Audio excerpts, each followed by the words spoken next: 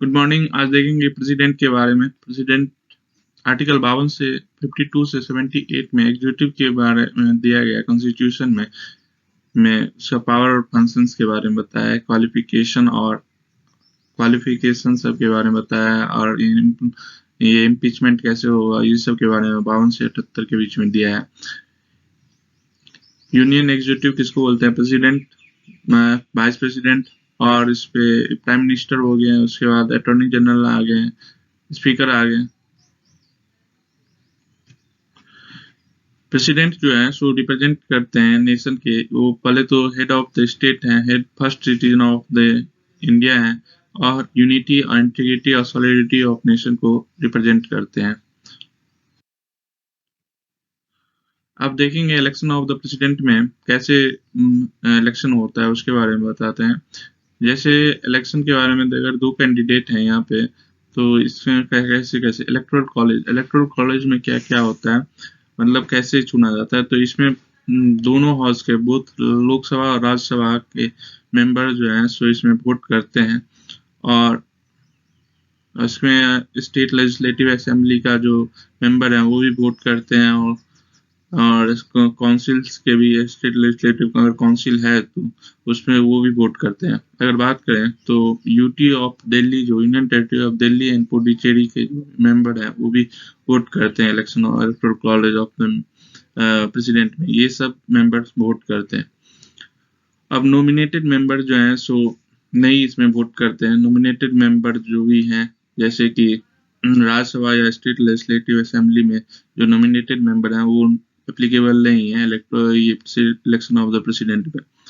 अब बात करें असेंबली अगर डिजॉल्व हो गया तो क्या करेंगे। अगर इलेक्शन प्रेसिडेंट के इलेक्शन से पहले कोई असेंबली, कोई स्टेट लेजिस्लेटिव असेंबली जो है सो डिजॉल्व है, तो कैसे उसको किया जाएगा। तो उसमें फ्रेश इलेक्शन नहीं होगा बिना प्रेसिडेंट के इलेक्शन से पहले, और जो लेजिस्लेटिव असेंबली पहले से था उसको ही वोट देने का अधिकार रहेगा। अब बात करते हैं ये जो प्रोपोर्शनल रिप्रेजेंटेशन से इलेक्शन ऑफ प्रेसिडेंट होता है, ये यूनिफॉर्मिटी दर्शाता है पूरा कंट्री को। ये एक कोई पार्टी की, मतलब लोकसभा या राज्यसभा का ही नहीं मेंबर बन के, ये पूरा ऑल ऑफ द मेंबर से वोट होके होता है। जैसे state legislative assembly, state legislative council से रिप्रेजेंट होके सब मेंबर से, तो उससे ये पूरा कंट्री को रिप्रेजेंट करते हैं। कोई एक ना ही लोकसभा या राज्यसभा को रिप्रेजेंट करते हैं। ऑल पार्टी इसमें, इलेक्शन ऑफ द प्रेसिडेंट में ऑल पार्टी का इसमें रहता है। देखें वैल्यू ऑफ वोट के बारे में बात करें तो वैल्यू ऑफ वोट जो है सो एमएलए का जो वोट वैल्यू है इसमें होता है, इसमें टोटल पॉपुलेशन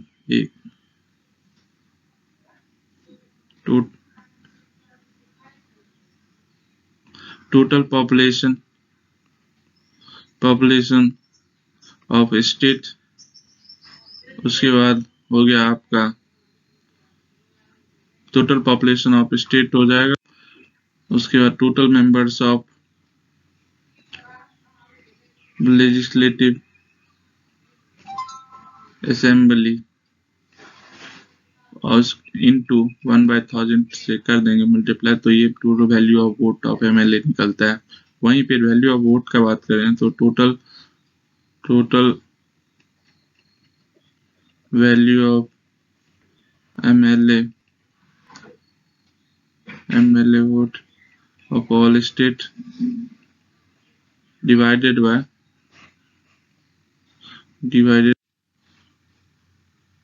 अब total member of elected parliament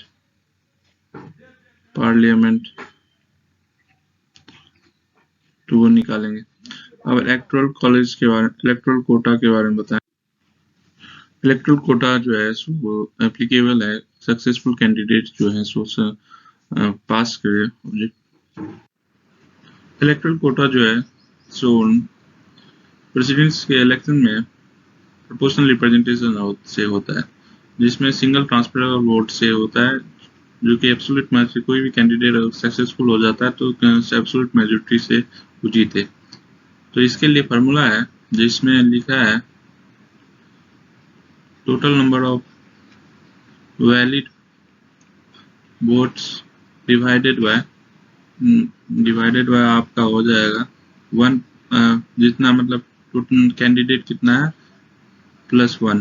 तो ये यहाँ पे इंडिया में एक ही होता है प्रोपोर्शनल रिप्रेजेंटेशन में, प्रेसिडेंट के लिए एक ही मेंबर है, तो 1 ये हो गया 1 + 1। वैसे n यहाँ पे रहना चाहिए अगर प्रोपोर्शनल रिप्रेजेंटेशन में करें, लेकिन इंडिया में प्रेसिडेंट की पोस्ट के लिए एक ही कैंडिडेट हो सकता है, तो इसलिए एक यहाँ पे होगा। तो 1 + 1 + 1 इसको जो निकाल के आएगा तो इलेक्टोरल कोटा निकलेगा, इससे जो कैंडिडेट सक्सेसफुल होता है।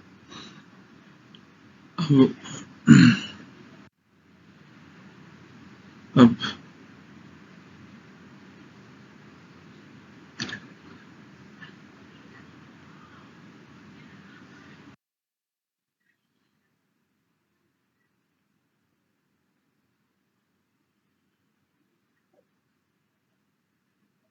अब प्रेफरेंस कैसे होगा, प्रेफरेंस के बारे में बताते हैं। प्रेफरेंस में जो अगर कोई मेंबर जो है MP या MLA जो करते हैं वोट डालते हैं, प्रेफरेंस वाइज डालते हैं, जैसे 1 2 3 4 कोई मेंबर है A B C या D, तो ये ABCD जो कैंडिडेट है वो उनको इस पैटर्न में प्रेफरेंस वाइज डाल रहे हैं। कोई भी MLA मतलब एक MLA कोई एक मेंबर को नहीं वोट देता है, चारों मेंबर को वोट देता है, और इसमें प्रेफरेंस वाइज देता है। A को फर्स्ट प्रेफरेंस दिया, सेकंड को B प्रेफरेंस दिया, C को 3 प्रेफरेंस दिया और 4 को D को 4 प्रेफरेंस दिया।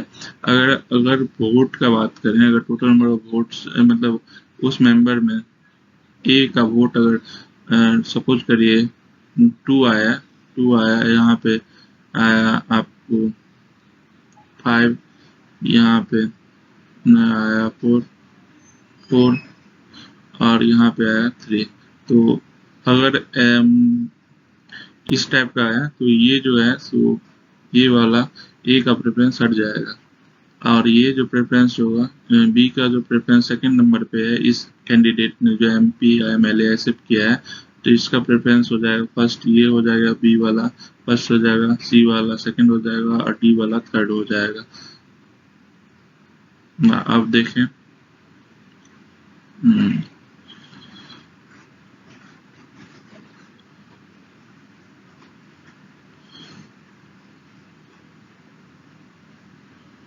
अब देखते हैं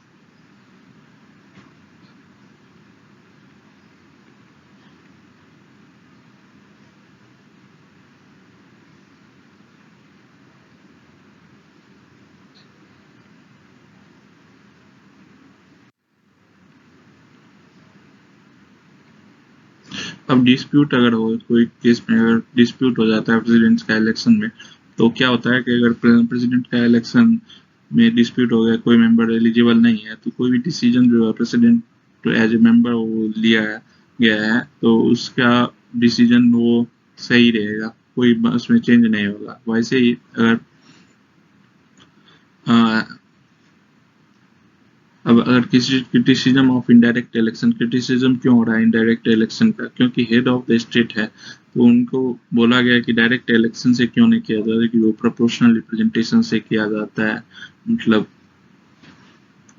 और फिर रीजंस क्या क्या है, क्यों क्रिटिसिज्म इनडायरेक्ट इलेक्शन क्यों किया जाता है। इनडायरेक्ट इलेक्शन का रीजन ये है कि अगर डायरेक्ट इलेक्शन होता है तो उसका कॉस्ट टाइम ज़्यादा लगेगा, जिससे टीडीएस काम है।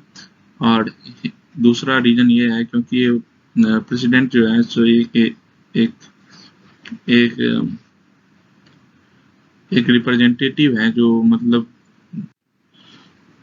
उनके पास फुल पावर नहीं रहता है, स्यूडो पावर रहता है, तो नॉमिनल मेंबर है, nominal representative of the state है, इसीलिए डायरेक्ट इलेक्शन किया जाता है। अगर डायरेक्ट इलेक्शन होके अगर उनको पावर नहीं दिया जाता है, सिर्फ रिप्रेजेंटेटिव पावर रहेगा, तो ये डायरेक्ट इलेक्शन अच्छा नहीं रहेगा।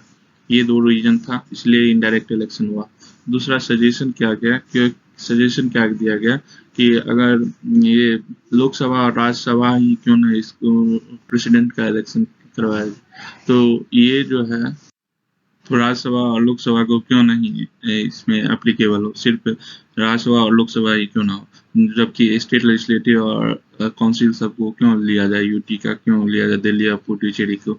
तो ये सजेशन था, लेकिन ये इसलिए नहीं किया गया क्योंकि ये रिप्रेजेंट करते हैं, प्रेसिडेंट जो होल नेशन को रिप्रेजेंट करते हैं और पार्टी से ऊपर रह के करते हैं, तो होल पार्टी का ये रिप्रेजेंट, इसलिए स्टेट लेजिस्लेटिव का भी रोल होता है। ये अब प्रोपोर्शनल रिप्रेजेंटेशन मिसनोमर क्यों है, क्योंकि यहाँ पे मिसनोमर इसलिए है क्योंकि प्रोपोर्शनल रिप्रेजेंटेशन में कैंडिडेट यहाँ पे एक ही है, जबकि कैंडिडेट ये प्रोपोर्शनल रिप्रेजेंटेशन में एक से ज़्यादा रहते हैं, तो ये इसलिए मिसनोमर है।